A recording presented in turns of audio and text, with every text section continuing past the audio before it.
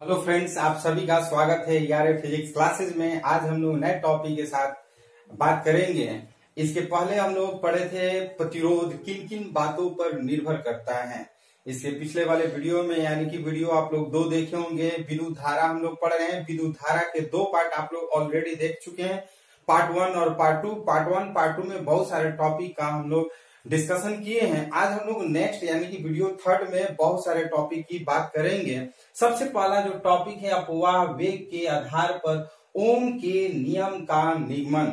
अपवाह वेग के आधार पर ओम के नियम का निगमन। तो आते हैं सबसे पहले, हम चूंकि जानते हैं I = NeAVD, ये आपको थ्योरी बताए थे विद्युत धारा और अपवाह वेग में संबंध। जब वीडियो फर्स्ट आप विद्युत धारा का देखे होंगे तो उसमें हमने बताया था कि विद्युत धारा और अपवाह वेग में संबंध। तो I = NeAVD, इसको इक्वेशन 1 कर लेते हैं। और आप जानते हैं परंतु VD = E⁻m। अपवाह वेग का फॉर्मूला भी हम लोग पढ़े थे। VD = E⁻m। चूंकि हम लोग जानते हैं E V/n, ये हम लोग विद्युत क्षेत्र की तीव्रता और विद्युत विभव में संबंध जब स्थापित किए थे तो वहां पर ये थ्योरी बताए थे E = V/l। तो E के जगह पर अगर V/l अगर रखते हैं तो हमें मिल जाता है VD = E⁻V और ln। E के जगह पर V/l पुट करेंगे तो VD = eV/l मिल जाता है। और समीकरण 1 से बात करते हैं। I = NeA लिख लेते हैं और VD के जगह पर ये वाला फॉर्मूला पुट करते हैं eV/ln। अब इसको क्या करते हैं, कैलकुलेशन करते हैं। n ये हो जाता है E को E से मल्टीप्लाई करते हैं तो E² A टाउ हो जाता है और बाई नीचे ml है, ml और इंटू V हम बाहर कर लेते हैं तो ये हमारा I = NE² A/ml into V आ जाता है। अब क्या करते हैं, I को V के बाई में लाते हैं यानी कि V/I और इसको यहां पर ले जाते हैं यानी कि ml/NE²A। यहां पर ध्यान से समझिएगा, क्रॉस मल्टीप्लिकेशन किए, कुछ नहीं, इसको इधर कर दिए और इसको इधर कर दिए और इसको बाई में कर दिए तो V/I = ml/NE²A इंटू टाउ किए हैं। चूंकि ml/NE²A क्या है, एक एक वर्ड के बारे में आप समझिए। m जो है वो मास ऑफ द इलेक्ट्रॉन, जैसे कि हम लोग पढ़े थे कि जब अपवाह वेग बता रहे थे तो जो इलेक्ट्रॉन का त्वरण होता था उसका मास n था और ये कंडक्टर की लंबाई l है। n जो है नंबर ऑफ इलेक्ट्रॉन, E जो है इलेक्ट्रॉन का वैल्यू है E, और A जो है एरिया ऑफ क्रॉस सेक्शन यानी कि इसका अनुप्रस्थ काट का ये क्षेत्रफल है, और टाउ जो है उस समय अंतराल है यानी कि एक काट के क्षेत्रफल से, एक अनुप्रस्थ के क्षेत्रफल से दूसरे अनुप्रस्थ के क्षेत्रफल पर जाने में जो समय अंतराल लगता है वो टाउ है। चूंकि जो इलेक्ट्रॉन होते हैं, इलेक्ट्रॉन का द्रव्यमान फिक्स होता है इसलिए ये चेंज नहीं होगा। L जो है ये कंडक्टर है, इस कंडक्टर का लेंथ भी फिक्स है, इसके मान में कोई चेंजिंग नहीं हो रहा क्योंकि ये कंडक्टर की बात कर रहे हैं। और N जो है कोई भी कंडक्टर हो उस पे नंबर ऑफ इलेक्ट्रॉन भी फिक्स होते हैं तो ये जो इस पे नंबर ऑफ इलेक्ट्रॉन है n है। E जो है वो इस पे इलेक्ट्रॉन का वैल्यू है। A जो है एरिया ऑफ दिस अनुप्रस्थ काट का क्षेत्रफल, ये जो अनुप्रस्थ काट का क्षेत्रफल है वो A है और समय अंतराल टाउ है। तो ये सब जो होते हैं फिक्स होते हैं। जब फिक्स होता है तो उसको हम नियतांक बोल देते हैं और नियतांक को हम यहाँ पे R से डिनोट करेंगे यानी कि जहां R = ये वैल्यू हम लिख लेते हैं R = ml/NE² टाउ कर लेते हैं। परंतु ओम के नियम से जैसे आप जानते हैं V/I I is equal to R. इस तरह से हमारा अपवाह वेग के आधार पर ओम के नियम का निगमन हो गया, सूत्र निकल गया है। यही ओम के नियम का पूर्ण गणितीय रूप है। अब बात करते हैं जो प्रतिरोध है, ये कैपिटल आर, ये प्रतिरोध कैपिटल आर जो है ताप पर निर्भरता संबंधी सूत्र। प्रतिरोध कैपिटल आर, जैसे कि हम लोग स्पेशल नोट में पढ़े थे कि जो प्रतिरोध होते हैं वो ताप पर निर्भर करता है। ताप बढ़ाते हैं, किसी भी धातु का ताप बढ़ाएंगे तो उसका प्रतिरोध भी बढ़ता है। अब उसको हम सूत्र के अनुसार हम उसको बताएंगे। वैसे तो नोट में लिखवा कर छोड़ दिए थे, अब उसको डिटेल में हम लोग जानेंगे कि किस तरह से प्रतिरोध ताप पर निर्भर करता है। तो आते हैं प्रतिरोध के ताप पर निर्भरता संबंधी सूत्र। किसी चालक का विद्युत प्रतिरोध ताप के साथ निम्न सूत्र के साथ संबंध स्थापित होता है या परिवर्तित होता है। हम RT is equal to R naught into 1 plus alpha into T लिखते हैं। कोई भी धातु है, धातु पर इसका जो प्रतिरोध होता है निम्न सूत्र के द्वारा हम व्यक्त करते हैं। RT is equal to R naught into 1 plus alpha into T. अब सवाल ये है कि RT क्या है, आर नॉट क्या है, अल्फा क्या है और टी क्या है। तो ध्यान से समझिए, आर नॉट का मतलब हुआ कि 0 डिग्री सेल्सियस पर चालक का प्रतिरोध। डिटेल में लिखें ताकि आपको कंफ्यूजन ना होगा, आप अपने से भी पढ़ करके समझ सकते हैं। तो ध्यान से समझिए, आर नॉट जो है वो 0 डिग्री सेल्सियस पर चालक का प्रतिरोध, इस चालक का प्रतिरोध 0 डिग्री सेल्सियस पर आर नॉट है।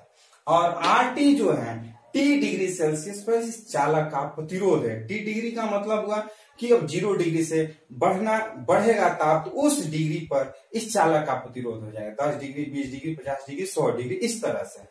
और अल्फा जो है वो चालक के पदार्थ का प्रतिरोध ताप गुणांक है। अल्फा जो है चालक के प्रतिरोध का ताप गुणांक है। अल्फा को हम चालक के प्रतिरोध का ताप गुणांक कहते हैं और टी जो है वो आपका टेम्परेचर हो गया।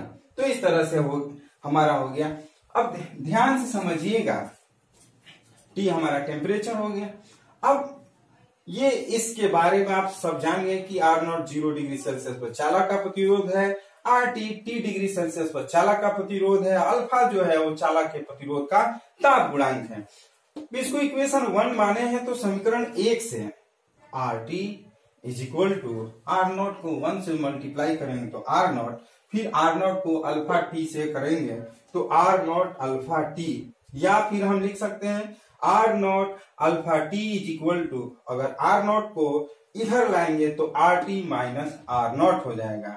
हमें अल्फा निकालना है, अल्फा इज इक्वल टू यानी कि प्रतिरोध ताप गुणांक का मान निकालना है तो RT माइनस आर नॉट, और ये R naught by T by में आ जाएगा, आर नॉट इंटू टी कर लेते हैं।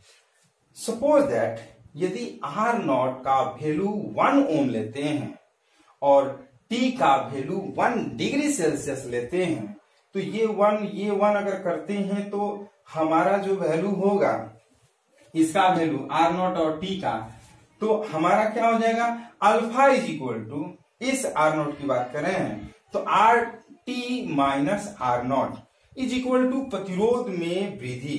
ये आप देख रहे हैं कि final temperature minus initial temperature पर प्रतिरोध, तो इस कंडीशन में जो है हमारा प्रतिरोध में वृद्धि होगा। तो इस तरह से जब प्रतिरोध में वृद्धि होगा तो ताप गुणांक का परिभाषा अगर कहना होगा, परिभाषित करना होगा तो कहेंगे यदि किसी चालक का 0 डिग्री सेल्सियस प्रतिरोध 1 ओम हो तो 0 डिग्री सेल्सियस पर प्रतिरोध 1 ओम हो तो उसका ताप 1 डिग्री सेल्सियस बढ़ाने पर उसके प्रतिरोध में होने वाली वृद्धि चालक के पदार्थ का प्रतिरोध ताप गुणांक के बराबर होगा, या चालक के प्रतिरोध ताप गुणांक कहलाता है। ध्यान से समझिएगा, यदि किसी चालक का 0 डिग्री सेल्सियस प्रतिरोध पर आर नॉट टी जो है वो 0 डिग्री सेल्सियस प्रतिरोध पर 1 डिग्री सेल्सियस बढ़ाने पर उसके प्रतिरोध में होने वाली वृद्धि को पदार्थ का प्रतिरोध ताप गुणांक कहलाता है। अब प्रतिरोध ताप गुणांक ये हो गया। जनरली किसी भी चालक पदार्थ का जो प्रतिरोध ताप गुणांक होता है वो 1/273 पर डिग्री सेल्सियस होता है। ध्यान से समझिएगा, किसी भी चालक पदार्थ का जो प्रतिरोध ताप गुणांक होता है 1/273 पर डिग्री सेल्सियस, ये पर डिग्री सेल्सियस होता है। ध्यान से समझिएगा, यहाँ पे दो चीज कभी कभी ऑब्जेक्टिव में पूछता है, प्रतिरोध ताप गुणांक का सूत्र मीन्स मात्रक बताइए। तो प्रतिरोध ताप गुणांक का जो मात्रक होता है प्रति डिग्री सेल्सियस। कैसे होगा प्रति डिग्री सेल्सियस? ध्यान से समझिएगा, R ये सब प्रतिरोध है। प्रतिरोध से डिवाइड करते हैं तो खत्म हो जाता है, 1/T बचता है। T यानी कि टेम्परेचर, और टेम्परेचर 1/टेम्परेचर का जो मतलब आपका SI यूनिट होता है प्रति डिग्री सेल्सियस या प्रति केल्विन भी आप कह सकते हैं। प्रति डिग्री सेल्सियस या प्रति केल्विन भी आप कह सकते हैं प्रतिरोध ताप गुणांक का। तो ध्यान से समझिए, किसी भी चालक पदार्थ का जो प्रतिरोध ताप गुणांक होता है वो जनरली 1/273 डिग्री प्रति डिग्री सेल्सियस होता है। इसको और डिटेल में हम आपको बताएंगे।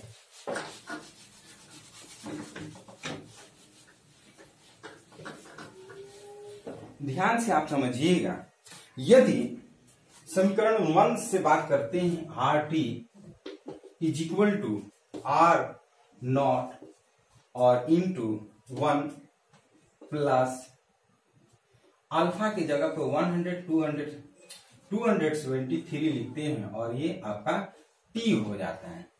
तो इस तरह से हम लिख सकते हैं R नॉट इंटू 273 प्लस ये आपका कर लेते हैं स्मॉल t और बाई 273। इसको सोल्यूशन करते हैं 273, ये एलसीएम हो जाता है, ये आपका t हो जाता है। और चूंकि आप जानते हैं t is equal to 273 plus t, ये परम ताप का फॉर्मूला होता है। ये परम ताप capital T is equal to 273 plus small t, ये परम ताप का फॉर्मूला होता है। तो हम कह सकते हैं कि किसी शुद्ध धातु के तार का प्रतिरोध,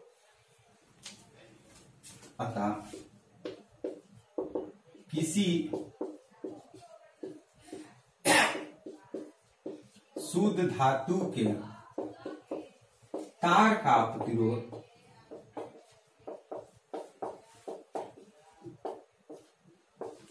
परम ताप T के समानुपाती होता है।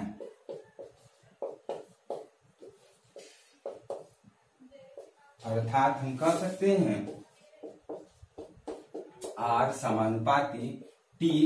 समानुपाती को कहीं कहीं आप अनुक्रमानुपाती भी पढ़ सकते हैं। ये तथा किसी शुद्ध धातु के तार का प्रतिरोध परम ताप T के समानुपाती या लगभग प्रतिरोध, लगभग परम ताप कर लेते हैं, लगभग की बात कर लेते हैं, लगभग परम ताप T के समानुपाती होता है। R समानुपाती T, इसका मतलब यह है कि यदि कोई धातु पदार्थ है, इसका तापमान बढ़ता है तो उसका प्रतिरोध का मान भी बढ़ता है। तो ये आपका प्रतिरोध के बारे में हो गया। प्रतिरोध के बारे में और विशेष बातें हम इस टॉपिक में ही करते हैं। थोड़ा सा आप इसको रिवीजन करिए, नोट करिए।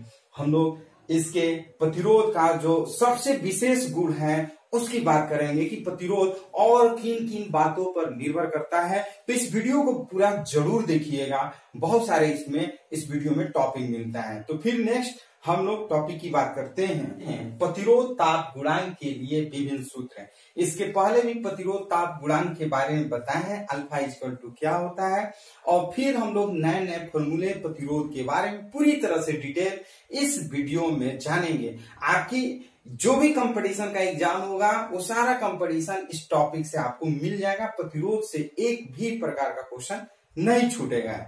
तो हम लोग बात करते हैं प्रतिरोध ताप गुणांक के लिए विभिन्न सूत्र। यदि T1 डिग्री सेल्सियस और T2 डिग्री सेल्सियस पर किसी चालक का प्रतिरोध क्रमशः R1 ओम तथा R2 ओम हो तो मान लेते हैं एक बार T1 डिग्री सेल्सियस पर इस चालक का प्रतिरोध R1 है, T2 डिग्री सेल्सियस पर इस चालक का प्रतिरोध R2 है, तब हम लिख सकते हैं एक बार R1 is equal to R0 into 1 plus alpha T1, इसको इक्वेशन 1 करते हैं, तथा R2 is equal to R0 into 1 plus alpha T2, इसको इक्वेशन 2 करते हैं। क्योंकि प्रतिरोध R1 है तो हमारा टेम्परेचर T1 है, प्रतिरोध R2 है तो टेम्परेचर जो है हमारा T2 है, तो इसको इक्वेशन 1 और इसको 2 करते हैं। समीकरण 1 में समीकरण 2 से भाग देते हैं। समीकरण 1 में समीकरण 2 से भाग देने पर R1 बाई R2, और दोनों में देखिए R0 है, कैंसिल हो जाएगा, तो हम लिखेंगे 1 plus alpha T1 by 1 plus alpha T2, इसको क्रॉस मल्टीप्लीकेशन करेंगे तो ये R1 into 1 plus alpha T2 is equal to R2 into 1 plus alpha T1। अब इसको कैलकुलेशन करते हैं, R1 को 1 से मल्टीप्लाई करेंगे तो R1 प्लस R1 को अल्फा T2 से करते हैं तो R1 alpha T2 is equal to, फिर इसको भी मल्टीप्लाई करेंगे R2 को 1 से तो R2 plus R2 alpha T1। अब करते क्या है, R1 ये R1 a T2 और ये जो है R2 a T1 उधर ले जाते हैं तो माइनस हो जाएगा, alpha R2 T1 is equal to R2, और ये R1 जब इधर आएगा तो माइनस R1 हो जाएगा। और हम दोनों में से देख रहे हैं कि अल्फा कॉमन है तो अल्फा कॉमन ले लेते हैं, इंटू बचेगा क्या, R1 T2 minus R2 T1 is equal to R2 minus R1, या फिर हम कह सकते हैं alpha is equal to R1 minus R2 और by R1 T2 minus R2 T1। ये आपका फॉर्मूला हो गया कब, जब T1 डिग्री सेल्सियस पर इसका प्रतिरोध R1 हो और T2 डिग्री सेल्सियस पर प्रतिरोध R2 हो, तो उस कंडीशन में ये फॉर्मूला यूज करेंगे। और नेक्स्ट फॉर्मूले की बात करते हैं जो कि बहुत इंपॉर्टेंट है।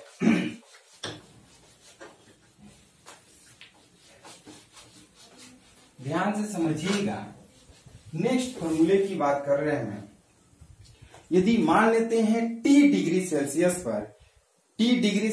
पर प्रतिरोध की बात करते हैं, T डिग्री सेल्सियस पर प्रतिरोध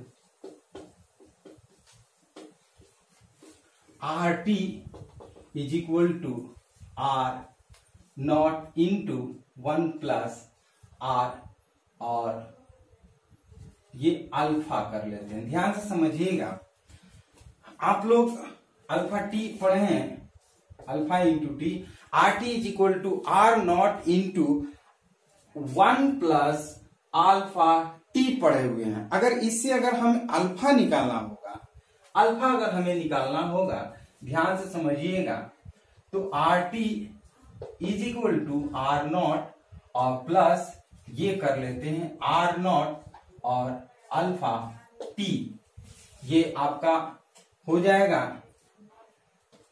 R0, इसको लिखते हैं R0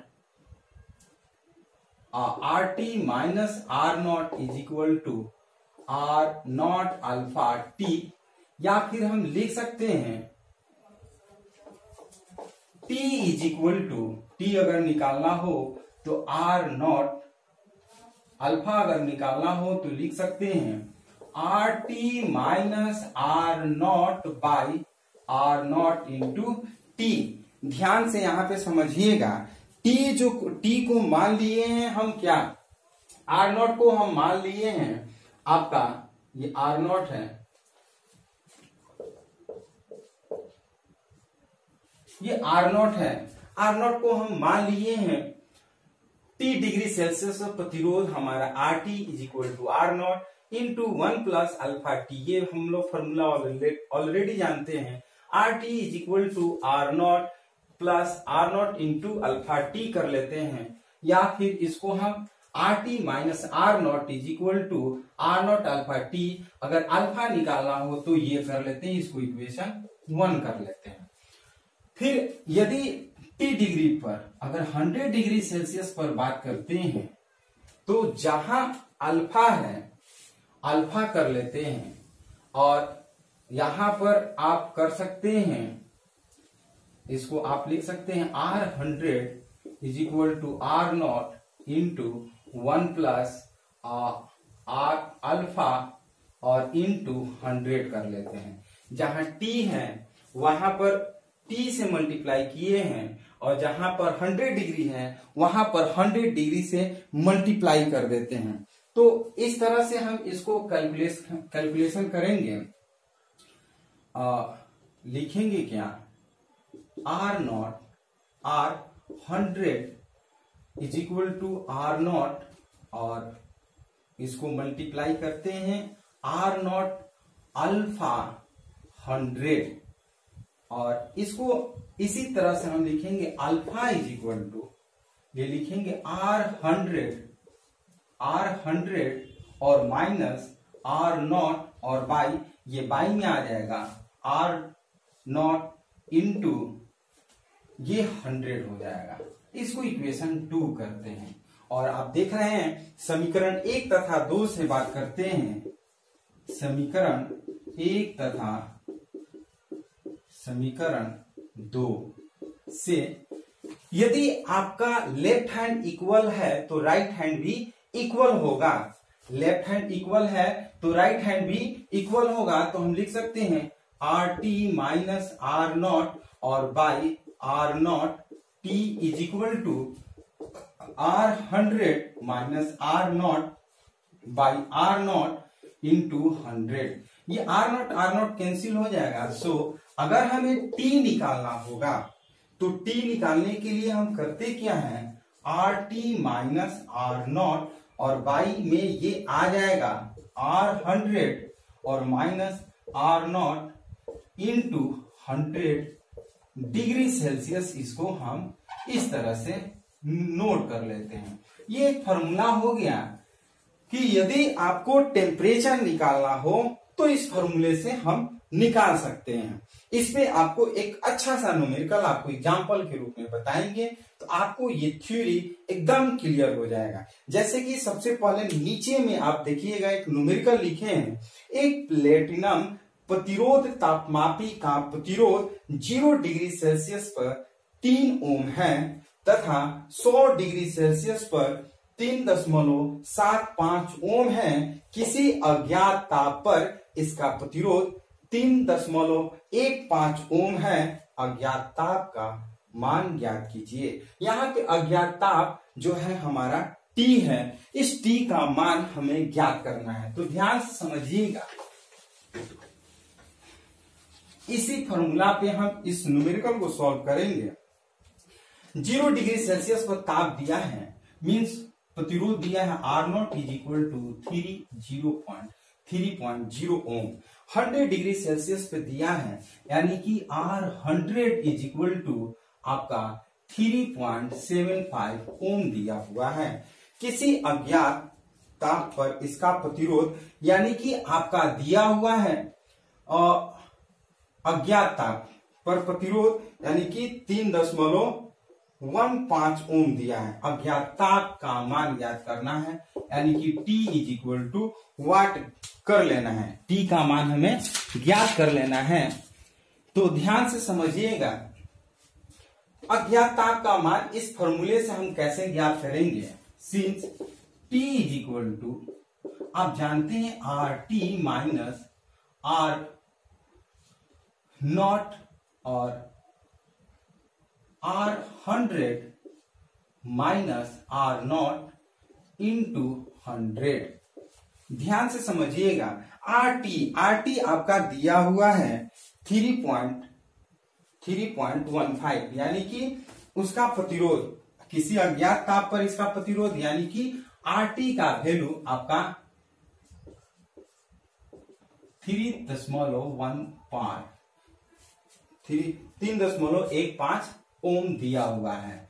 तो हम करेंगे क्या, RT का वैल्यू 3.15 और माइनस R0 के जगह पर 3.0 और बाई R100 के जगह पर 3.75 और माइनस R0 के जगह पर 3.0 और इंटू 100 कर लेते हैं और फिर 3.15 में से 3.0 घटाते हैं तो आपका t इज इक्वल टू आपका आएगा 0.15 और बाई इसको घटाएंगे तो आएगा 0.75 और इंटू ये 100 हो जाएगा, ये पॉइंट कटेगा 15 5 75 और ये 20, so T is equal to 20 degree Celsius. ये हमारा आसानी से न्यूमेरिकल बन गया। सबसे पहले हम लोग करेंगे क्या, प्लेटिनम प्रतिरोध तापमापी का प्रतिरोध 0 डिग्री सेल्सियस पर 3 ओम है तो R0 का वैल्यू 3 ओम लिख लेते हैं।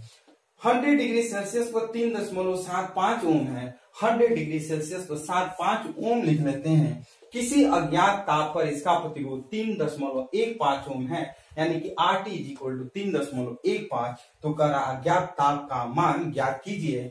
T is equal to what कर लेते हैं, since T is equal to ये हम लोग फॉर्मूला पढ़े हैं RT minus R0 by R0 minus R100 minus R0 into 100, इसमें वैल्यू पुट करते हैं, इस तरह से सॉल्यूशन करते हैं। T is equal to 20 degree Celsius आता है, न्यूमेरिकल आसानी से बन जाता है।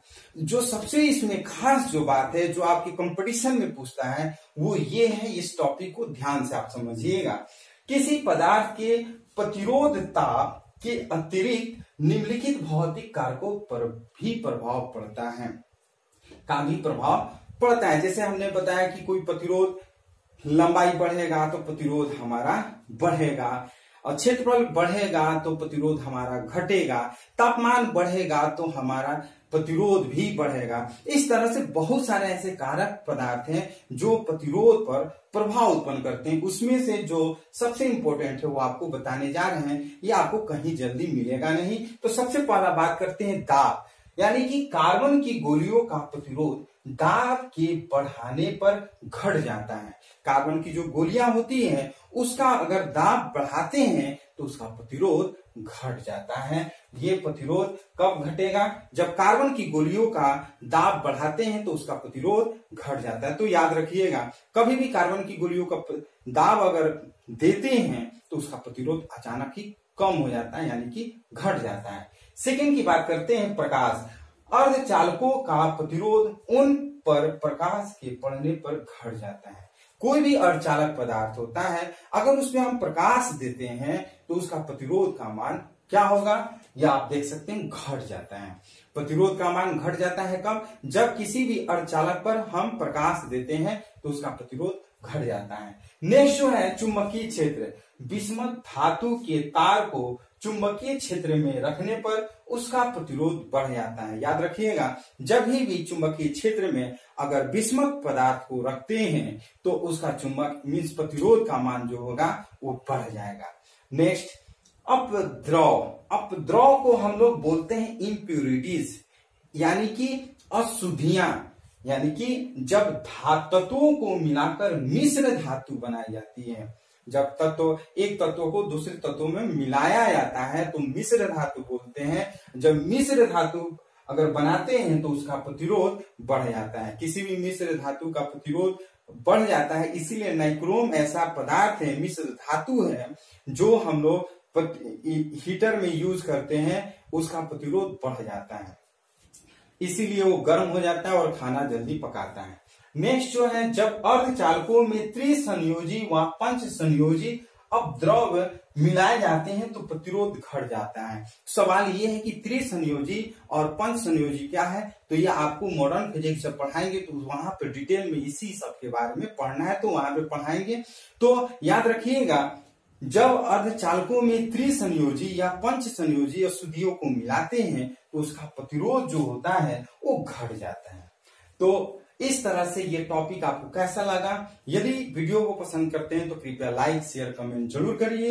यदि आप हमारे नए व्यूअर हैं तो इस चैनल को सब्सक्राइब करिए। इससे भी अच्छा अच्छा टॉपिक हम आपको लेकर के आएंगे, बहुत ही डिटेल में, आपको कहीं भी इस तरह का वीडियो में नहीं मिलेगा। इसलिए हमारे साथ बने रहिए और इस वीडियो को पूरा जरूर देखिए, वीडियो को बार बार देखिए और इसको फेयर की कॉपी पे A to Z जरूर लिखिए। तो फिर मिलते हैं नेक्स्ट वीडियो में। धन्यवाद।